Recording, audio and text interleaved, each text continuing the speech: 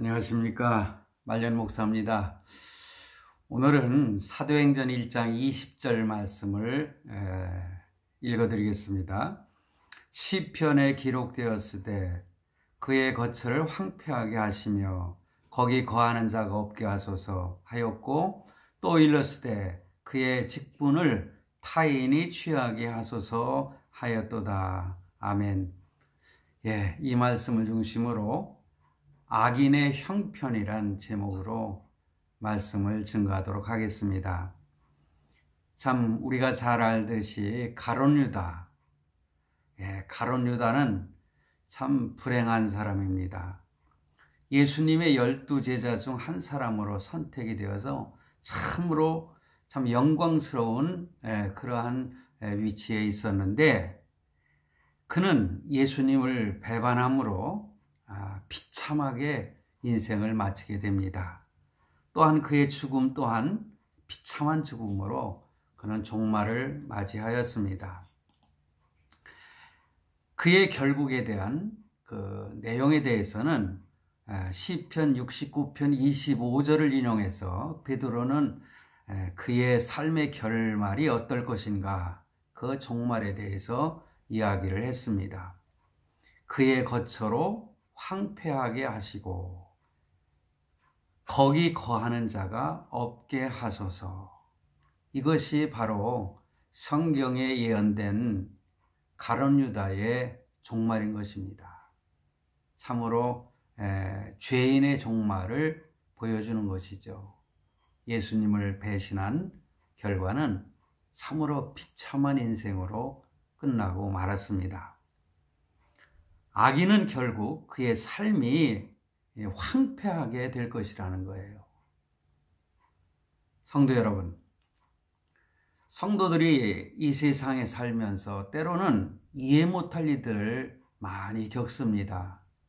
그럴 때마다 어떤 때는 참 허탈감에 빠지게 되죠. 삶의 의욕을 상실할 때도 있습니다. 왜 그럴까요? 우리가 알기로는 하나님은 참으로 공의로운 하나님이십니다. 성경은 우리에게 보여주는 것은 악인은 망하고 의인은 번성한다, 이렇게 말씀을 하고 계신데, 현실에서는 그렇지 못한 경우를 너무 많이 겪게 되는 것을 보게 됩니다. 저도요, 한평생을 살면서 이런 경험을 많이 했습니다. 목회를 하면서도 참 하나님 앞에 참된 목회를 하기 위해서 참 발버둥을 쳤는데, 그렇지 못한 사람들은 아주 크게 번성을 하고, 저 같은 경우는 참으로 힘들게 이렇게 목회를 하게 되는 그런 경험을 할 때에, 더 하나님의 말씀 중심으로 더 철저하게 믿음 안에서 목회를 하고자 했을 때에 왜 이런 결과가 오는가, 그런 실망을 할 때도 있었습니다. 그러한 상황 속에 목회자인 저뿐만 아니라 성도들도 갈등과 고민에 빠지는 것은 사실입니다. 세상은 선하게 살고자 하는 사람들이 오히려 바보 취급을 받고 무시당하고, 오히려 악하게 남을 짓밟고 모함하고 속이는 사람들이 오히려 큰 소리치고 대접을 받고 부귀영화를 누리는 그러한 모습을 보면은 참으로 이해 못할 부분이라고 생각하지 않을 수가 없습니다. 오늘날 이 정치권도 보십시오. 어떻게든지 상대를 짓밟아야 자기가 승리하게 되고, 결국은 승자가 의인이 되고 패자는 악인이 되는 거예요. 그러니까 선한 사람이, 바르게 가는 사람이 실패했을 때에 오히려 그게 악한 사람으로 이렇게 취급을 받는 그런 세상이에요. 어떤 방법을 써서라도 승리해야만이 그 승리한 자가 선이라는 거죠. 의인이라는 거죠. 요즘에 그런 현상이 얼마나 많은지 몰라요. 거짓말을 밥 먹듯이 하면서도 남을 속이고, 그리고 어떻게든 권모와 술수를 써서 상대를 무너뜨리고 이기게 되면은 그것이 선이 되고 의인 취급을 받는 그러한 세상을 보면서 참으로 하나님의 말씀이 옳은 것인가 그런 의혹을 품을 때도 있을 것입니다. 평범한 사람들은 이해가 가지 않습니다.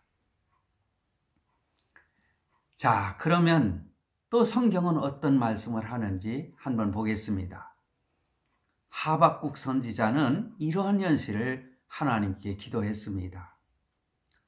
하박국서 1장 2절로 4절 말씀에 보면은 여호와여 내가 부르짖어도 주께서 듣지 아니하시니 어느 때까지니까 내가 강포로 말미암아 외쳐도 주께서 구원하지 아니하시나이다. 어찌하여 내게 부르짖어도 주께서 듣지 아니하시니 어느 때까지니까 이렇게 기도를 하는 거예요. 어찌하여 내게 죄악을 보게 하시며 패악을 눈으로 보게 하시나이까. 겁탈과 강포가 내 앞에 있고 변론과 분쟁이 일어났나이다. 이러므로 율법이 해이하고 정의가 전혀 시행되지 못하오니 이는 악인이 의인을 애워싸므로 정의가 굽게 행하여짐이니이다. 이스라엘 백성들이 타락해서 악을 행함에도 불구하고 하나님의 공의가 시행되지 않는 현실을 보면서 하박국 선지자는 하나님께 이렇게 외치면서 부르짖어 기도하는 것입니다. 그런데 하나님은 때로는 잠잠할 때도 있으시지만은 이 하박국 선지자의 그 기도에는 응답을 하셨습니다. 그래서 하박국 2장 3절에 보면은 악인에 대한 징계가 더딜지라도 반드시 응징할 것이다. 이렇게 응답을 하셨어요. 그 내용을 보면은 이 묵시는 정한 때가 있나니 때가 있다는 말씀이에요. 그 종말이 속히 이르겠고 결코 거짓되지 아니하리라. 비록 더딜지라도 기다리라. 기다리라. 지체되지 않고 반드시 응하리라. 할렐루야. 예. 하나님께서는요, 참 잠잠하신 것 같지만은 때를 기다리시고 속히 응답하시겠다는 말씀이에요. 기다리라. 좀 네가 생각할 때 비록 더디게 느껴질지라도 기다리라. 지체되지 않고 반드시 응하리라. 이렇게 말씀해 주고 있는 것입니다. 사람의 눈으로 볼 때는 악인들이 참으로 번성하는 것으로 보이고 한없이 그것이 계속될 것으로 보이지만 결국은 반드시 황폐케 된다는 사실입니다. 오늘 대한민국의 현실도 마찬가지라고 생각을 합니다. 참으로 견딜 수 없는 악한 모습들을 보고 있지만은 하나님은 우리의 기도에 응답하지 아니하시고 너무나 잠잠하신 것 같은데, 그러나 우리 하나님은 지체하지 아니하시고 응답하시겠다고 말씀하고 있습니다. 기다리라 말씀하시는 것입니다. 하나님께서 그들을 심판하시겠다는 말씀인 것입니다. 이 가룟 유다의 결국을 지켜볼 때에 우리는 더욱 실감나는 느낌을 갖지 않습니까? 악을 행하는 자의 형편과 그 결말에 대하여 말씀하시는 것입니다. 첫째로는 영혼이 황폐해집니다. 물질적으로 풍요 속에 산다 할지라도 악인은 영적으로 궁핍하게 됩니다. 사람은 영적인 존재죠. 그러므로 영적으로 채워지지 아니하면은 육적인 것이 아무리 풍요롭다 한다 할지라도 만족을 얻을 수가 없는 것입니다. 생활은 여유로운데 정신적으로 황폐하게 되어서 정서가 불안하고 참으로 신경질적이요 더욱 갈증에 시달리는 그러한 모습은 참으로 비참하지 않습니까? 저는요 참 안타까운 일들은 참 이렇게 스타들 있잖아요. 연예인들 참 잘 나가고 참 인물도 좋고 참 돈도 많이 벌고 그래서 그들에게는 항상 참으로 그 행복만이 있을 것 같은데 그들이 우울증에 빠져서 나중에는 스스로 목숨을 끊는 그런 모습을 보면서 참 그렇구나. 아무리 화려하고 많은 사람들로부터 스타로서 추앙을 받는다 할지라도 영적으로 황폐하게 되면은 만족감이 없게 되고 우울증에 걸려서 모든 것이 신경질적이고 결국에 가서는 자기 스스로의 목숨까지도 끊어버리는 그러한 불행한 경험을 하게 된다는 것이죠. 기쁨이 없는 것입니다. 왜 그렇습니까? 악인은 근본적으로 하나님과의 관계가 그 교제가 단절된 상태이기 때문에 그렇습니다. 우리는 하나님과 늘 아름다운 관계 속에 하나님과 동행할 때에 진정으로 참 만족과 행복을 느끼게 되는 것입니다. 결코 영혼이 하나님과 단절되면은 평안할 수가 없는 것입니다. 영혼이 평강을 얻을 수 있는 것은 말씀드렸듯이 하나님과의 관계가 정신적으로, 영적으로 이렇게 회복될 때에 이루어지는 것입니다. 여러분, 혹시 여러분 마음속에 불안한 그런 불안감이 있습니까? 혹시 삶의 목적이 참 만족이 없습니까? 하나님과 바른 관계를 회복하시기 바랍니다. 둘째로, 삶이 황폐해지고 종말이 비참하게 된다는 거죠. 그게 하나님께서 가룟 유대에게 예언의 말씀으로 주신 말씀으로 깊이 묵상하다 보면은 이것을 깨닫게 됩니다. 자신을 위해서 수단과 방법을 가리지 않고 혹시라도 재물을 많이 모았다 할지라도 그런 사람은 결코 만족이 없다는 것이죠. 상대 빈곤이란 말이 있지 않습니까? 아무리 가졌어도 만족을 하지 못하는 그런 사람을 일컬어서 상대 빈곤자다, 가난한 자다, 그렇게 표현을 합니다. 악인들은 악한 방법으로 재산을 모았다 해도 그 순간 그 얻는 기쁨이 있겠지만은 결국에 가서는 열매 없는 허무한 인생으로 끝나게 되는 것입니다. 예수님은 어리석은 부자에 대하여 말씀하셨습니다. 이 어리석은 자야, 오늘 밤 내 영혼을 거두려면 내가 거두리니 내 것이 네 것이 되겠느냐.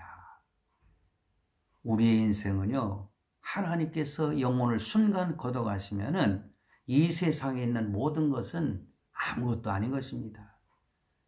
그런 말이 있잖아요.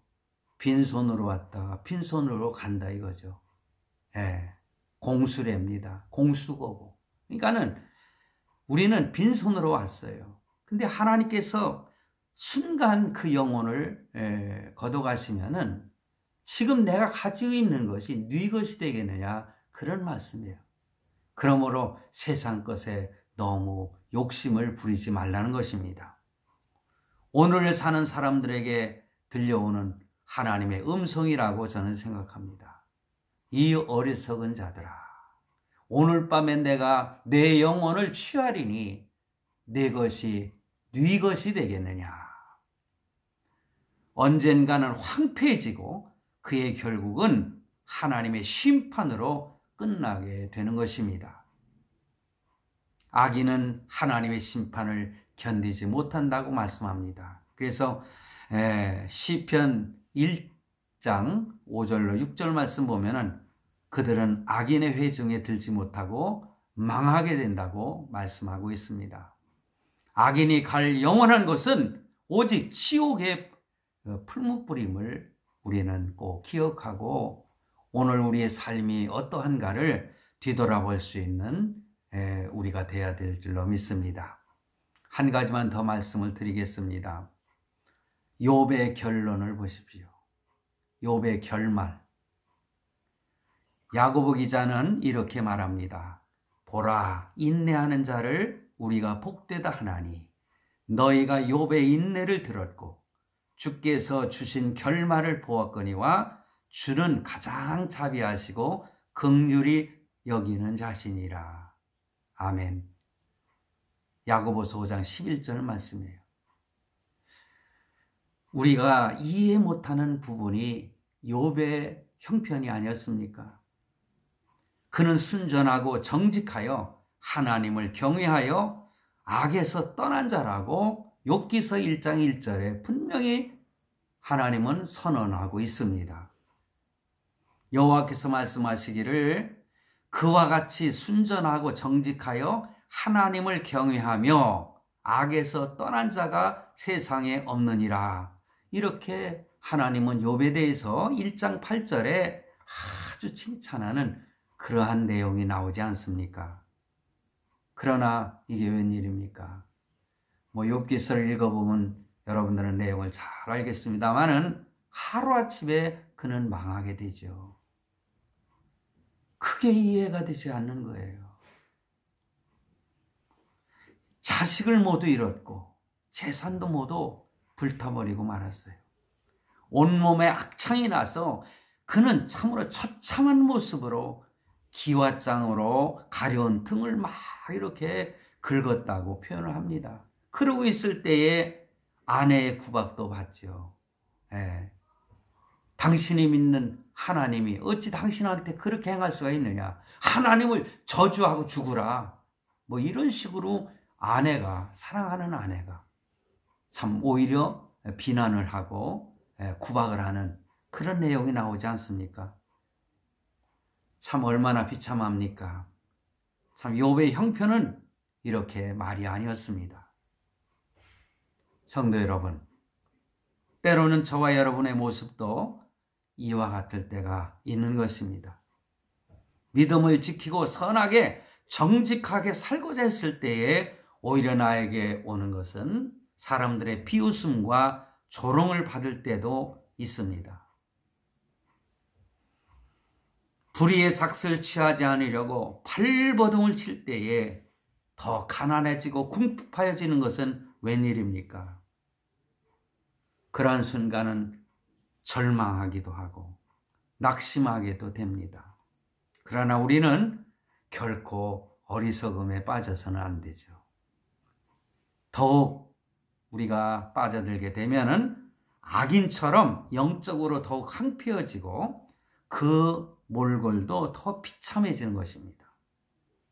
그러므로 성도 여러분, 욥은 끝까지 잘 참고 믿음을 지킴으로 그의 결말은 하나님의 큰 축복을 받았음을 성경에서 발견하게 됩니다. 나를 위해서 십자가에서 죽으신 주님을 바라보십시오. 주님을 위해서라면 우리는 무엇을 망설이겠습니까? 주님을 위해서라면 얼마든지 가난해질 수 있지 않습니까? 주님을 위해서라면 나의 생명까지도 아낌없이 바칠 수 있지 않습니까? 주님께서 말씀하십니다. 의를 위하여 핍박을 받은 자는 복이 있나니 천국이 저희 것임이라. 마태복음 5장 10절에 이렇게 말씀하셨습니다. 천국이 저희 것임이라. 천국을 상속받는 것입니다. 나를 인하여 너희를 욕하고 핍박하고 거짓으로 너희를 거스려 모든 악한 말을 할 때에는 너희에게 복이 있나니 기뻐하고 즐거워하라. 하늘에서 너희의 상이 큼이라. 너희 전에 있던 선지자들을 이같이 핍박하였느니라.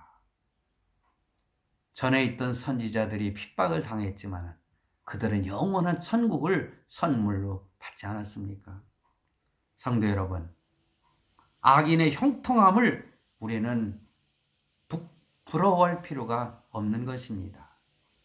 왜 그렇습니까? 그들의 결말은 뻔한 것입니다.